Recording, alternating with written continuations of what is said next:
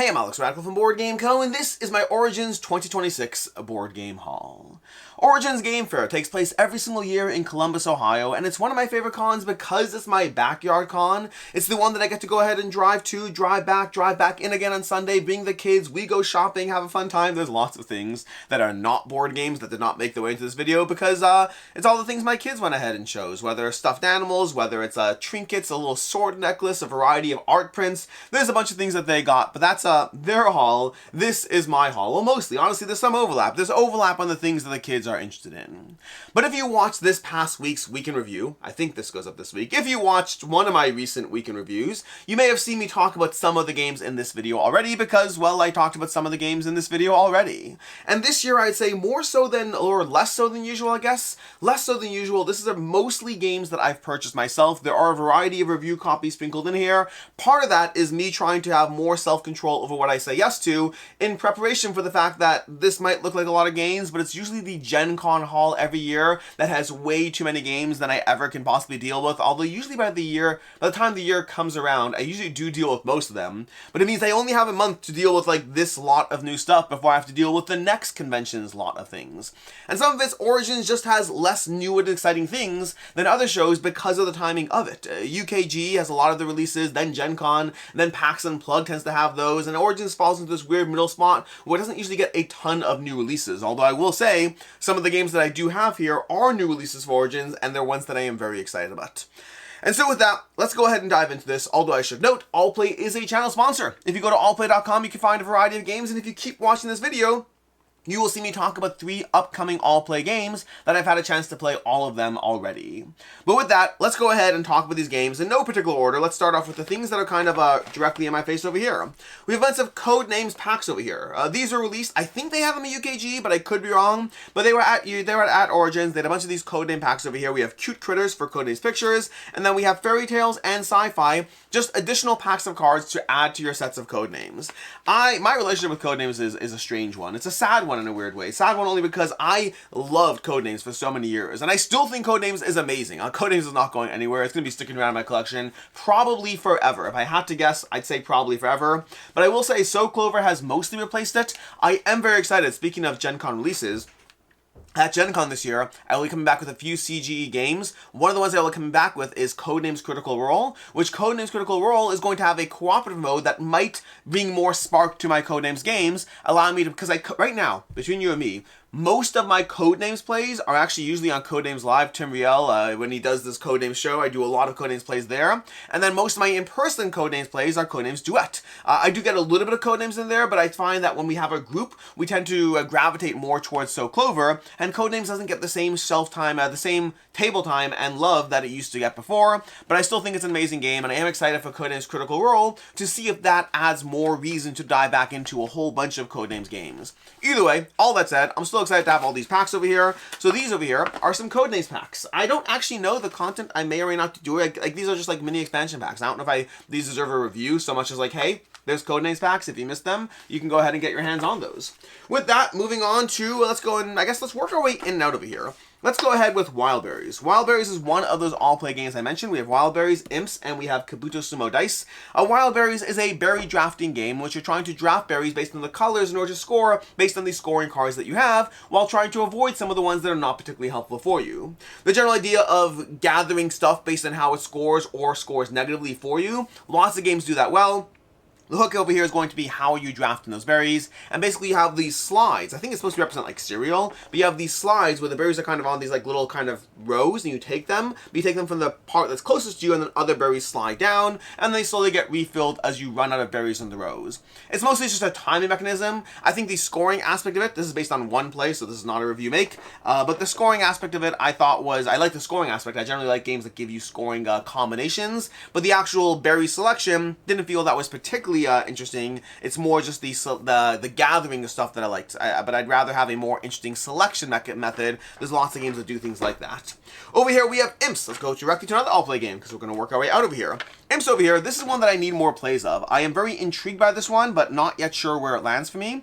I already played a single game of it so far, watched another game in session, but it's basically a Mancala style game which you're going to be moving various imps and implings around the board, and then activating the imps based on how they score. They have all these different ways that they do different things things. They have abilities that are going to like pull other imps around, or push other imps, or kill other imps, as you try to be mindful of the end game and getting your boss tokens to the other side.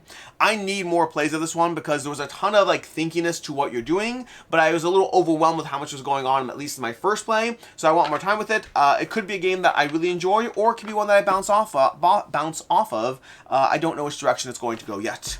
Then we have these two over here, these two from Gamehead. The Gamehead has a whole new line of different games that came out. These are the two that I was interested enough to go ahead and pick up and buy. We have Sizewise, which I cannot recommend enough. This is not my favorite game on the table over here, but it's certainly one that will probably get played the most. I have already played this game, I don't know, like 10 times plus, and I've had this for like 4 days, I don't know. Sizewise is a party game which you're trying to measure the size of things. So you might say your average board game box, at which point players have to go ahead and use the little strings to measure how far they think a board game box is. And then from there, you compare everyone's string to each other, simultaneous reveal and all that, and you see which player measured the smallest and the, well, I guess smallest and biggest. The two extremes, basically, because you're going to have them all dangling on a stick, and you're going to go ahead and check which ones are there, and you'll see the tallest, again, shortest and biggest. The shortest and biggest measurements will be knocked out and lose a point, and everyone else will go ahead and gain a point. It's actually a little more complicated than that. You only really lose points, but house rules wise, we're playing to gain points. So really, the people in the middle will all gain a point, and you play to a certain number of points to see basically who ends up, being the best at predicting not the actual size of things, but what the group thinks the size of a thing is. It doesn't matter the size of a board game box. It just matters that you're more in the center from what everyone around you tends to think. That's the general idea of Sizewise. Love this one, having a lot of fun with it. Highly recommended. A very addictive party game. I think this is going to do well. Like, I hope they get this game in Target or Barnes & Nobles or something, because it's one of those games that, like Codenames before it, has that universal appeal. It is very accessible, yet also very fun for gamers and non-gamers alike. I hope it does well. It deserves to do well. Sizewise is fantastic. Then we have Pet Quartet, which is not necessarily as good as Sizewise in terms of the universal appeal of it, but this is basically pitched as Colorado with like cutesy art and like, small differences to the rules. And as a huge fan of Colorado, this is one that I debated. Actually, for context, day 1 of the con, I picked up Sizewise, and then day 4 or 2 or something, a later day, I picked up Pet Quartet. And the reason for that is at first I was like, you know what, I don't need to spend the 20 bucks. I already have Colorado. Why should I spend $20 on something that's basically just another version of a game that I already like? But then I had FOMO, and I used that justification of like, oh, I'll support a creator and all that, which I do use as justification when I'm on the fence about things. And I picked up Pet Quartet. Already had a chance to play this one once, and I so far like it. It is very much doing the same thing that Colorado is doing, but there is a different decision tree as far as how you collect things. In Colorado, you're going for sets of cards. In Pet Quartet, you either want 1 or you want 4. Anything else you do not want. So you don't want 2 of a card, you don't want 5 of a card, you want 1 or 4. And the fact that there's varying quantities of cards, there's 3 3s, 4 4s, 7 7s, 12 12s, etc., means you are playing different math games with each card. So it has the exact same decision tree as Colorado, but it ends up being a different experience, and at least based on my first play, I don't regret the $20 so far. Then from there, we have a few games. Let's go in rough order over here. We have these two. I feel I should have one more. Oh no. Oh no, I'm missing one. I'm missing one. There's a game I'm missing. Do I do a table stream? I'll do a chair stream. Empty chair stream, except it's not a stream, it's a video, but empty chair for a second.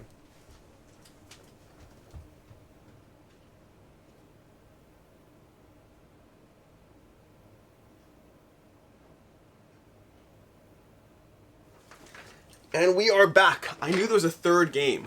So this was a trio of games. We had Carnuta, First Giants, and All In. These were from the Asmodee room. So at the Asmodee room, we had a chance to play a bunch of upcoming games. The one I am most excited for personally is Melodies. I really enjoyed Melodies. It's very much a Scout-adjacent game, but cooperative in its feeling and with its own twist on how it works, so I really enjoyed that. But we had these 3 games, which are not being demoed. These are games that I actually had a chance to see some of these in the past. So we had Carnuta. Carnuta is the only one that I've actually played. I played this at PAX Unplugged last year when they ran their demo room then. Asmodee basically runs a demo room at PAX Unplugged and Origins, where content creators have a chance to check out games and try them and rotate tables. I played Carnuta. It is available on Board Game Arena. I think this is fine. Honestly, I might review it because I have it at this point. Like, it'll probably go into a roundup review. But I think it's a cute little game. I'm not overly impressed with it, but it's not bad. It's just that there's so many games that you have to kind of stand out. And Canuto was fine. You're basically trying to collect various cards by gathering tokens and flipping tokens and trying to have your orientation match. I'm probably explaining it terribly, but it's one of those games that does have a point scoring combination. You want a bunch of skulls, but you want cards that score off of skulls, and your skulls are going to score off of mushrooms, and you want the mushroom cards. It's all about the cards you collect as you try to gather stuff. But manipulating runes, collecting cards, scoring off of those. Again, it's fine. Try it on BGA. Then from there we have First Giants and All In. Now All In I have not read the rules for, so I opened the rulebook, started the rulebook, have not played it yet. Don't know much about this one yet, so all I can say it was an Asmodee review copy, and I will play it at some point. And First Giants I actually started. I'm in the middle of a game on Board Game Arena right now, and then I got this one, so I know how to play it. It's kind of like, I mean, again, know to play is a loose terminology. You're gathering various dinosaurs for either one-time effects or ongoing effects, and then slowly cashing them in as well. But when you cash them in, you might lose some of the ongoing effects. There's a little bit of a trade-off as you build your tableau. Again, I'm doing a terrible job explaining it because I am 3 turns into a game on Board Game Arena, so I haven't had the time to like lock it in yet. But it seems fun. The Board Game Arena version seems fun, and I haven't pulled this out to play yet, but I will be doing so at some point. Still has a tape on the edge, need to break that and play it in person. This is a Space Cowboys game, but I'm intrigued. I have no clue if it'll be for me or not. I saw this played at PAX Unplugged, but I did not get a chance to table at the time. But it is from Matthew Dunstan and Brett J. Gilbert, and I like those designers, so I'm optimistic there. This one, by the way, is from Phil Walker Harding, and this one, I don't know them. Johan Go, Hope Swang, and Gary Kim. Don't know those designers. Anyways, those are these 3 over here. Then from there, I guess we'll just go on this side at this point and clear out this side. We have Confusing Lands, which is technically I did not get at Origins. I got this a few days before Origins, but already had a chance to play it a bunch of times. This is the follow-up to Confusing Lands, because this is Icebound Isles. I love Confusing Lands, huge fan of the game, and I'm a huge fan of having this, other version of it. It's mostly adding more cards, but it allows you to play an epic version of the game, which is always a win. But if you like Confusing Lands, definitely pick this up. If you don't like Confusing Lands, don't pick this up because this won't change your mind. And if you haven't played Confusing Lands, pick up both Confusing Lands and Icebound Isle so you can play both the regular game as well as the epic game, which I definitely recommend for people who like scoring multipliers up the wazoo. Check out Confusing Lands, probably my favorite game from Envy Born Games. Not probably, definitely my favorite game from Envy Born Games. Then we have Catapult Feud. Now this one does require a story over here. Catapult Feud, I had this game a long, long time ago. And at the time, I thought it was cute. My kids didn't play it. And so I got rid of it, which is what I do with games that I'm not going to pull out on the table as much.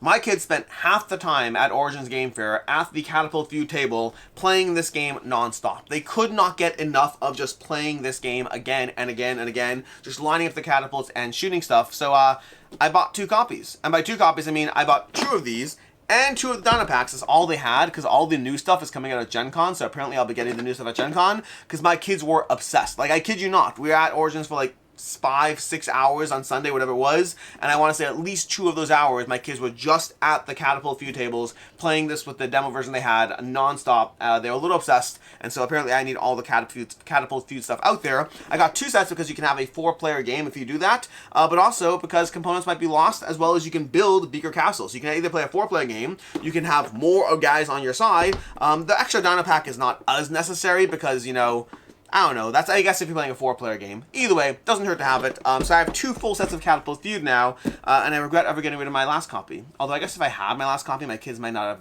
been excited because they'd be one of those games they have and don't play, as opposed to something new. Because sometimes you have a thing on your shelf and just you don't care about it because it's always available. By not having it available, this became something that they got really, really enraptured by, and it's very exciting. And I cannot believe I got 2 copies of Catapult Feud yesterday. Well, not yesterday. 2 days ago. No, yesterday. It's when I'm filming this, I got this yesterday. Oh my gosh, like it's Monday. How is it Monday? The weeks are going by. Anyways, from there, one of the very first things I pick up is Pirates of Maracaibo Bermuda Triangle. I actually grabbed the promo pack as well because I do not believe I have this over here. But basically, the Capstone booth, I love Pirates of Maracaibo. I like having everything for it. I don't have Bermuda Triangle, so I grabbed it because more stuff for Pirates of Maracaibo is certainly not a bad thing if you like Pirates of Maracaibo, although I guess it could be a bad thing. Sometimes expansion stuff is not actually a good thing, but, not the most expensive, and now I have this, as well as 2 more mastheads. I particularly like this one over here. It gives you a discount on cards, and then +1 to exploration and +1 to fight fighting. I don't like the split focus, but I like having a little bit of jack of all trades. Could be a good thing, although maybe not. I tend to lean into things. Or you can alternatively, when you get pearls, you could bury them right away. I think that's what that is. That one is, each time you gain a pearl, you may immediately bury it. Yeah, that's pretty fun over there. It's quick burying. Basically makes all your pearls worth an extra 2 points. Could lean very heavily into a pearl strategy. But yeah, Pirates of Maracaibo. If you like Pirates of Maracaibo, get this stuff. And if you don't like Pirates of Maracaibo, well, if you don't know if you like it, try it out. And if you don't like it, you know, you and I can still be friends and bond over other games that we like together instead.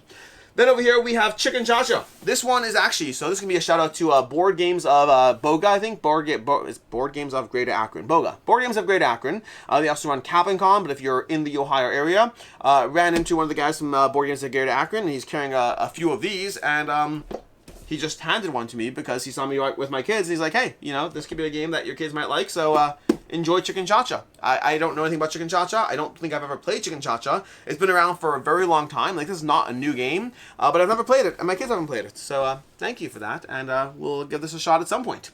Then we have Kabuto Sumo Dice. This is probably my favorite from the 3 new all-play games, although it depends, because again, Imps could go either way. But Kabuto Sumo Dice is basically Strike with the Kabuto Sumo theme. You're going to have your little, you know, beetles in the arena. You kind of have an arena over here. I could probably show you this. I think I have my top camera on over here. But we have in your arena, you have a, you know, a whole space. I have all these other things stored in this, so ignore that. But you have your beetles in here, and then you're going to be chucking dice into this, not these dice, because you have a bag full of dice over here I'll be using, but you're chucking dice into here, trying to, like, knock over the beetles and or land certain results. So if you've ever played Strike, it's going to be Strike adjacent, but you're playing around with this arena as you attempt to, not outscore, eliminate the other beetles one at a time through either sheer luck or a skillful rolling of your dice. But this is fun. I only played a few rounds of it, but it was quick, it was snappy, it was a fun game of just chucking dice and then trying to be the one who wins. It's not going to win any awards for highest, deepest strategy, but if you've played games like Strike, then you'll enjoy and appreciate the general chaotic and craziness of it. And then lastly was Bunny Kingdom Town, which did come with a bunch of promos, so like a few promos over here we got. We got a promo tile number 3, promo tile number 1, and promo tile number 2. I'm just kind of shocked that it's promo tile number 2. We have a bunch of promos. Extra tiles that will go into the game, as well as a deluxe component set over here. But Bunny Kingdom Town is a 2-player version of Bunny Kingdom, which my kids are currently obsessed with, and so I am very happy to have this. I'm very happy to have another version of it. Now, I will say, I got a brief overview of how it plays at UKGE, and it doesn't feel like it's a Bunny Kingdom game. So for better or for worse, I don't know if it's going to feel like a Bunny Kingdom game, but I'm happy to try it and see whether it's good or not, because if my kids like it, like it's like designed by Richard Garfield still, set in the world of Bunny Kingdom, I'll give it a shot. Listen, I think Bunny Kingdom is fantastic. I don't think we can beat Bunny Kingdom here, but you know what? Like Citadel's Duel, like example, Citadel's Duel was at the Asmodee event. I didn't get a chance to play it myself, but people who played it said it was really, really good. Sometimes a 2-player game can be really, really good. Other times it's just a way of selling another version of a game you already own. That might be this, and it worked. So good on them, I guess. Anyways, that is basically my Origins haul. It's a light haul, but again, that's with a great intent, as I try to be very mindful about what I take on. Both personally, because I don't need all the games, and also for review purposes, because I try to be selective about what I actually say yes to. I want to be excited about those games. But this is what I have for right now. Gen Con will be a whole different story, but until next time, I'm Alex Radical from Board Game Co. Hope you enjoyed my Origins haul. What did you come back with? If you went to Origins, what did you come back with? And or if you didn't go to Origins, what's the thing you wished you would have gone to Origins so you could have coming back with? In any case, until next time, I'm Alex Radical from Board Game Co. I hope you enjoyed this video, and as always, I hope you have a good one.